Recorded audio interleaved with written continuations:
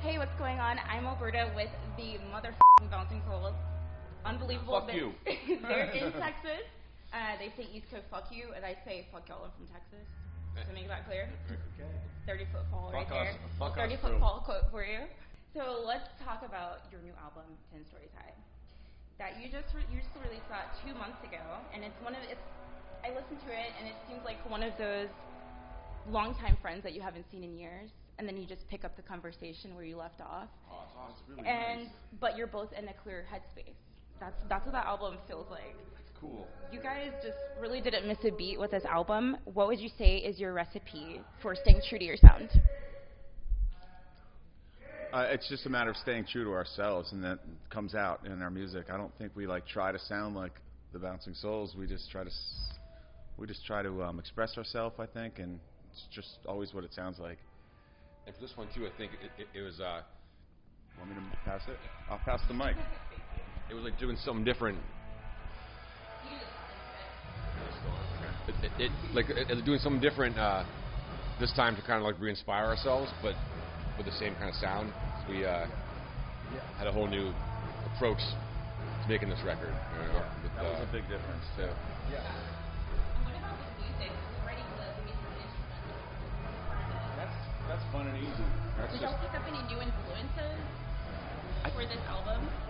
I think Pete and I, we just sort of finish each other's sentences musically, and so we wrote most of the music, or a lot of the music anyway, and it's completely effortless. I think everybody just did the thing that they do with with a lot of new inspiration.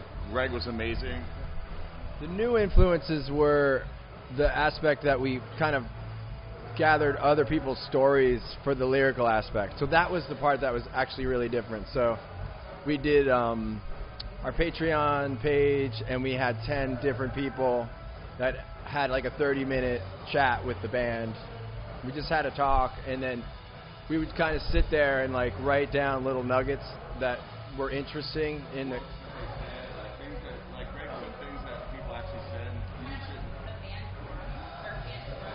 It was just, we'd have a one-on-one. So there were 10 people at the top tier of our Patreon page, and part of what they would get was a 30-minute Zoom chat with the band, and then we were going to write a song from the chat, just whatever we talked about. And then they would get that song, a one-off, like a digital copy and a 7-inch copy, right? So this is what we did this is our little plan that we did during. Yes, it wasn't originally, but then as we got about 7 or 8 into it, and we're like, okay, this is kind of cool, and that's when we started being like, maybe we could turn this into a record. Because in the beginning we were just like, well, we'll do the best we can and just give each person their song. They're going to have their own special song. They probably won't be bummed, but you know what I mean? But we hope for the best. But then the discussion started coming up. We're like, well, we can maybe, It was time to write a new record anyway. We're like, yeah. I just wrote 10 songs. Yeah. Well, these are pretty good. Maybe going. Yes. So is that the 10 songs on this? Essentially, well, almost. 10, yeah.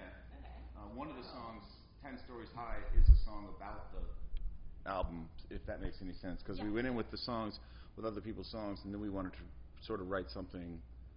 Right, Pete? That was kind of Pete was like, tell the story of the whole story of the record. And that's what this 10 Stories High song is, sort of the summarizing what the experience was, sort of 10 people's stories. And so I know for the lyrical side, because all three of us write lyrics throughout the whole span of the Bouncing Souls, and that's what makes, I think, lyrically our songs are broad, because it's not just one person. Because after a while it starts to become pretty self-absorbed if it's just like, it's about me and my experience, man. Yeah, whatever, how you can only do that, how many times can you do that, So that's also what made this was like, oh cool, people sort of just chatted about whatever. Like, for example, there was a couple a guy came on. He's like, is it cool if my partner comes in? We're like, yeah. So the two of them are sitting there, and we're in the lockdown, and they're like, we just met like 2 weeks before lockdown, and we decided to move in together, right? And we're all like, whoa, how's it going, you know? And they're like, it's going good, you know? So it was like, boom, it was like, it was like, okay, this is going to be like a love song. We can make this a love song. Like, that was so that was sort of how it worked. And then George, of course, being the best interviewer, was like, how did you guys meet, you know? And the guy goes, we met on Grindr. And then George is like, because we're all like married, and George is like, what is that even like, you know? And the guy goes, it's a terrifying place. And I was like, boom, like, first line, I met you in a terrifying place.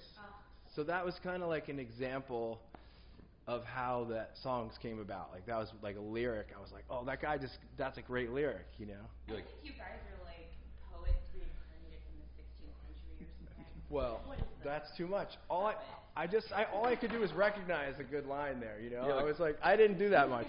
It's just seeing other people and listening to other people. I mean, each that's a skill that's pretty obscure now. Yeah, like each conversation had like we'd talk, but then like one thing would kind of happen, like nugget. like that's the song, you know what I mean? And then we'd kind of like or the starting go point. from there. Yeah, some of them were so obvious, right? There was like the guy who was like, I had a radio show, like back in college called True Believer Radio, and we're like, oh, That's the name of the song. that's a song. Like, there's the chorus, you know? Okay, you know, and Yeah, exactly. That was kind of it. everyone's got a great story. It's like it's an endless supply of inspiration. It's so cool that it's just like, and we're not so smart that we were like, let's write other people's songs. Like, we didn't have this amazing like epiphany of this is what we're going to do. It just sort of happened organically. We needed to. Yeah, out of the pandemic, it was sort of. We were just like, we can't go on tour. Like, literally groping in the dark and be like, what are we I feel going like to do? y'all just answered my question in its simplest form. You just kind of, you don't even try. You can't. We just sort of like. we're not clever enough to do that. Exactly. So we just kind of like fall around into things. You're saying that to a fan, but okay. Well, we're not trying to front like we're so smart. Just next question here. We're just hard workers. It's interesting to me that you're currently touring with Anti-Flag in select cities, but because when I found out about that, I thought about the split that y'all did with him in 2002, the BYO split series. Any chance that you'll be doing that either with them again or any other band? Because you've done it so many times, like the Menzingers and things like that. So That's interesting. When all those things come up and someone thinks of something and we get presented with the idea, like with Anti-Flag, it was the Stearns, BYO Records. It was their idea actually, because they were doing the split series, and they were like, it's kind of coming to us too, like the one with Menzingers was Kate's idea, like our old manager, and we're like, or like we just started like doing shows with them a lot, and we're like, let's just split together. And Splits the are Hot Water fun. split was just because we played so many shows together, it just seemed obvious. Yeah. splits are really fun. I would love to. It's a fun idea. Yeah. we should do another one. Hopefully. That's good thinking. idea. Maybe with beach rats, maybe just like. That'd be cool. Soul and Beach Rat split. I love Beach Rat songs. It's like a cover each other.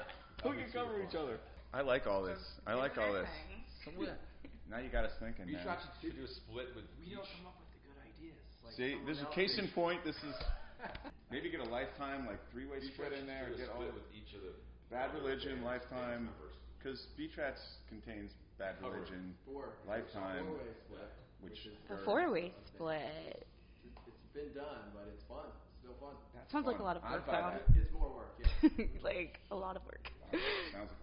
I know you guys have over 20 years worth of anthems and sing-alongs under your belt, but do you find it challenging to incorporate new music in your set list, or do you think your fans receive them well?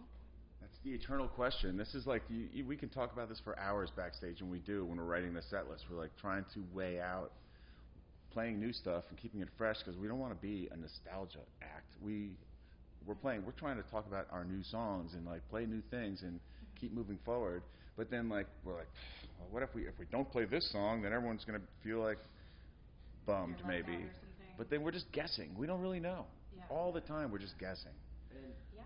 what's good and bad about being in the Bouncing Souls is lots of people have different favorite songs, which is a good sign. But you're never going to please everyone. That's the thing. That's true.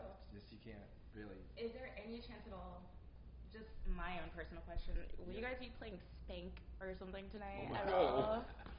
That's just been off the.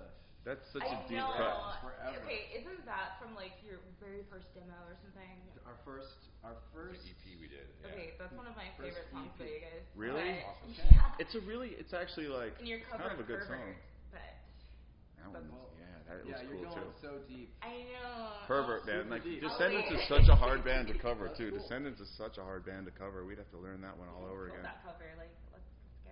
I feel like we could just pick up our guitars right now and play Spank though. It's like 3 chords. It's like Do you in our know wheelhouse. how crazy that pit would get if you guys I did think that? everyone would be like, What the fuck is this? you. The pit of you would be going nuts. Yeah. In 2020, you blessed us with Volume 2, which was basically just you revamping previously unappreciated songs.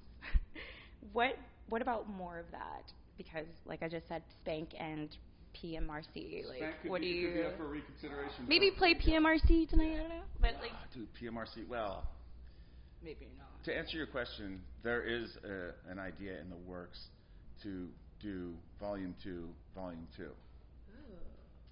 It's gonna happen eventually. Not Volume 3, Volume 2, Volume 2. That So, sounds yeah. as good as like ice cream cake. Yeah. It could be, potentially, because we learned a lot doing Volume 2, because that was sort of like, after 2019, it was our 3rd-year anniversary. We were touring pretty extensively, and we brought out the acoustic show thing as just to add something to the show, because to celebrate the 30-year anniversary. Mm-hmm. And then during the course of that year, we came up with a lot of we were just taking requests and things that we wouldn't have thought of. We'll try that acoustically, and then we came up with a lot of good ideas, went in, recorded that record, but when we were making that record, we kind of discovered we don't want to make an acoustic record, but this is fun, completely disassembling a song, and starting all over with the lyrics and just completely doing something new, and that we had so much fun doing that. We are going to do that again. You should. That would be really exciting because it was like right in the middle of Simplicity, right? And then this one. Yes. Yes and no? Well, Yes. We recorded it right before we literally bumped up to the lockdown. We finished tracking and then lockdown happened. We all went home for like a year and a half.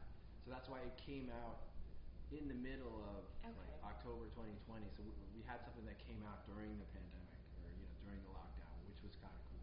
I mean, it made fans really excited that y'all did that. It was cool to have new music It to was listen cool to. that it came out during And that time. just revamping the whole thing, changing like the quality of the sound and everything like that. So that would be awesome. Yeah, some of the songs are better, in my opinion.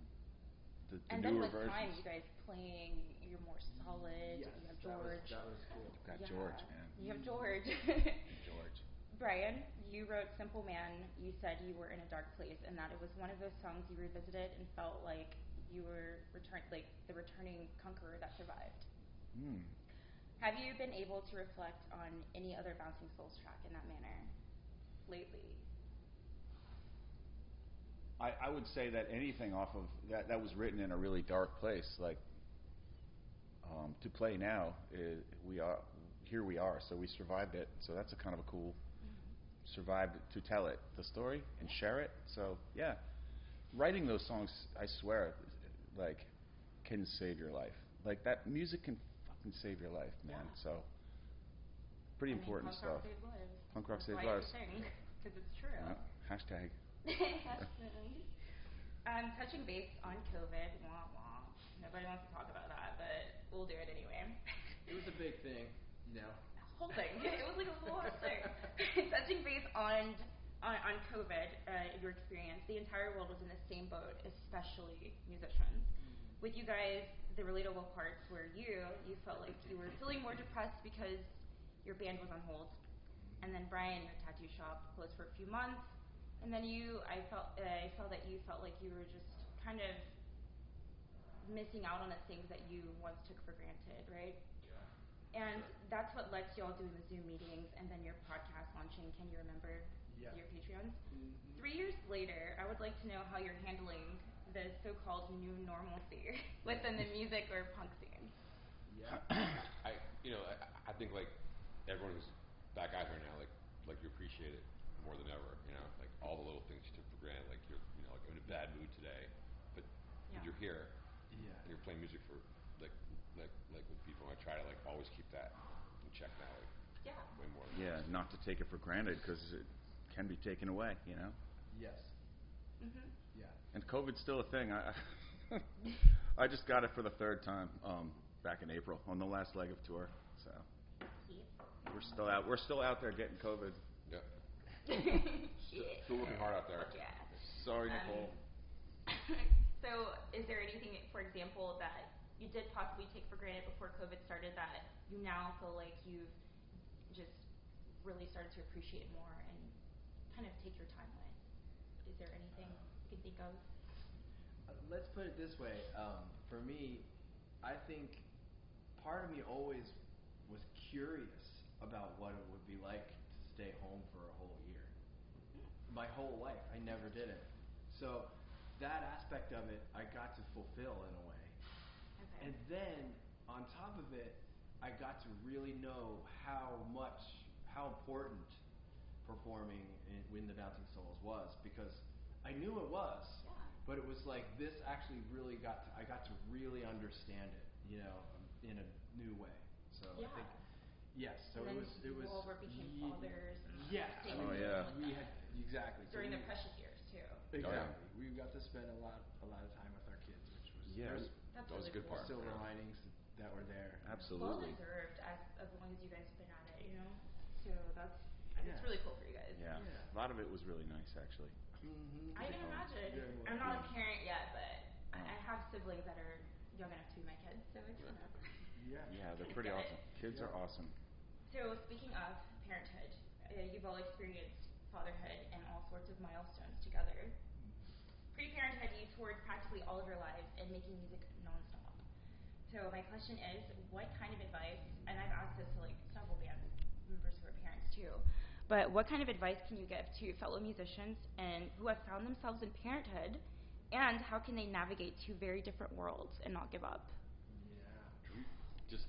Just to find your balance, you know. Balance. We found a way to just balance. Like we only go away for like a certain amount of time, and like that does two things. Like it keeps us totally fresh. Like it's always fun. Like we're never burnt out, and we get to like not fuck with our family lives too much, you know. That's the secret. Short runs. I've been told you don't sleep the first 3 years you have a kid. No, not much. Not much. Even at best, you're not getting that much sleep. So how do you navigate energy? Like, how did you navigate the energy during those times? Like, having to be with your kid and nurture them, and then, like, I have, like, tons of fans that are, like, waiting to hear from me. Well, I think for us, we were lucky that we were so established as a band. I think it's trickier if you're, like, trying to be, you know, you're really working to find your place in the world as a band, and then you have a child. Like, I know I, you know, had built-in anxiety that, you know, I was married for 17 years before we had a child. So in those really heavy touring years, I knew it wouldn't have worked out very well. We were grinding it out like 9 months out of the year, 10 months out of the year, year after year. No way you could do that and have a kid. Absent dad, you know. So is it just because, like, your personalities, you wouldn't have been able to, like, feel like you're abandoning your family or something like that, or you just wasn't ready? We were so uber focused on our goal, you know, our collective goal. Yeah, we were like set in motion at a certain point. Kids. Yeah, we were just like tour more. By the time, luckily, I think we all were on the same page because we all ran our full band race and we kind of grew up together in our own different ways. And then it was time when everyone sort of like it made sense, and so that's why we're all like on the same page, like don't tour for more than 2 weeks at a time, and we call that the gentleman's tour. And like the gentleman's tour, not the savages tour that we once were. We really need more time at home. Everyone does to keep the boats floating at home. Even doing 2-week tours, it's like we're asking a lot of our wives because they, you know, mom's got to carry the load, you know, because when I'm home, I'm doing half the work, you know, so she's doing all the work. So it's a big ask, you know. And then your wives need you too for their own personal sanity. So that's the balance. Usually. They also love it. It's also nice to have us out of the house. They run a much tighter ship when we're not there. I call home That's and she's fact. like, we're doing pretty good over here. You know, everything's cool. I'm like, Oh yeah, it's pretty almost a universal fact. Like, you know, my girls go to bed for her. Like, they go to bed. You know what I mean? When dad's the pushover. You know, I'm like, bedtime is an extra drawn out an extra half hour. Yeah, we're kind of we're no exception to that. Those like Puss in Boots eyes, like. Yeah. They're running shit already. My daughters are. You know. Yeah. I don't know. You guys are fucked. Yeah. We're totally fucked.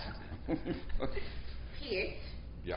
You said in an interview with Forbes in 2020, in reference to being a dad, you said, "quote The most frustrating day now is like the best day I've ever had." Can you please describe what you meant by that and how it affects your music? Just because like something just kind of changes in you, like when you like become a dad. You know, like there's I don't know, you can't even explain it, but like I said, like the worst day, like the hardest day, like the worst, like you're like, oh my god, that kid's fucking crazy. You know what I mean? Like the worst day. At the end of the day, I'm just like sitting there with him. And I'm like, this kid's so cool, you know. And he's like part of me, and I'm part of him, and like we're like all a part of each other, you know. And it's like, it's also something that's like, I don't know, not to get too like cosmic, but like brings the whole like universe together. You know what I mean? Like we're all part of something, and like he's like shown me that way more than I ever like and realized. It's incredible that y'all like have each other to support. Like, I don't know what to do. My kid's doing this, and someone else has been through that, and like you can scratch each other's backs. We continue to family, and then as friends. Yeah. We're very, very blessed. We're having a parallel parenting experience as Yeah. well. Just like every other stage of life that we've gone through since. A lot of people don't have that. No, we are Yeah. super You lucky. celebrate Father's Day together, and then after like 30 plus years of doing this together, you're finally here, and it's like you get to enjoy the best of both worlds in a way. Yeah. You know. And incorporate them Pretty too. lucky. You know, you also get to mix them. You know, like it's really cool to bring your family out for shows. Like models. Yeah, Lucky. they are We're babes. lucky guys. Hot wives. Hot wives. We got hot wives. Gotta You know. love them. All right, that's it for me. I'm ready to lose my voice tonight. Me too. So Me too. We're gonna be screaming, and I'm the only one that can't. I got 2 more. Don't shows lose your after voice. this. You got 2 more to go. yeah, mine. no, I'll do shows. it for you. You can do I'll it do it for for me. you. Yeah. But yeah, thank y'all for talking to This is me. awesome. Thank you for talking to us. Houston was loves awesome. you guys, just so you know. That was fun. Yeah. Cool. We love Yeah. Houston back. Bye. Thanks. Thanks.